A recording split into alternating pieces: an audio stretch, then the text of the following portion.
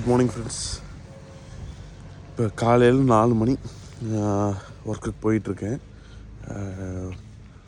உங்களுக்கே தெரியும், சம்மர் ஆரம்பிச்சிட்டனால இப்போதைக்கு ஓகே, நமக்கு இந்த குளூரில் கொஞ்சம் ஓகே. இந்த ஜாக்கெட் வச்சுட்டு உள்ளே நம்ம தெர்மல் வேர் போட்டிருக்கோம், கொஞ்சம் தப்பிக்க முடியுது. யோசிச்சு பாருங்கள், இதே நான் வின்டரில் வந்து வெளியே சுற்றிட்டு இருந்தேன்னா. இப்போ இன்னொன்று பஸ் ஸ்டாப் பக்கத்துலேயே வீடு இருக்குன்றனால டக்குன்னு டைம் பார்த்துட்டு ஓடி வந்துடுவோம். உங்களுக்கே தெரியும், பஸ் வந்துடுச்சு. தெய்வமே வந்துட்டீங்க கரெக்ட் டைமுக்கு.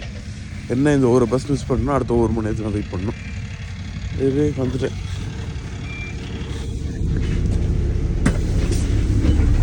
நமக்கு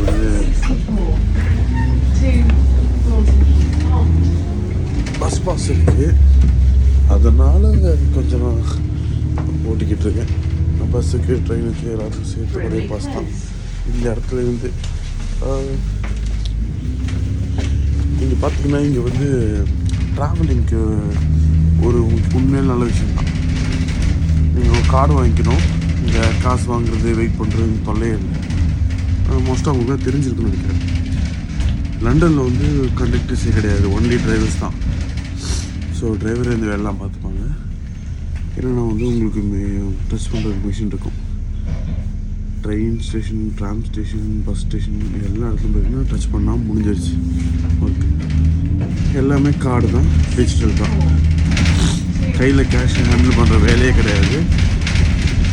ஸோ நீங்கள் என்ன பண்ணணும், ஒரே விஷயம் தான் பண்ணணும். நீங்கள்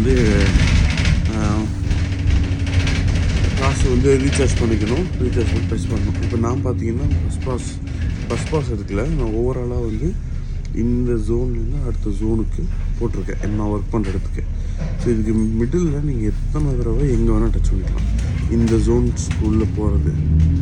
மற்றபடி நீங்கள் வேறு எங்கே போனீங்கனாலும் உங்களுக்கு சார்ஜ் எக்ஸ்ட்ராவாக எடுக்கும் தெரியும். தனித்தனியாக சார்ஜ் எடுத்தால் அது நமக்கு ஒர்த் இல்லை, அது உங்களோட யூசேஜை பொறுத்து இருக்கு.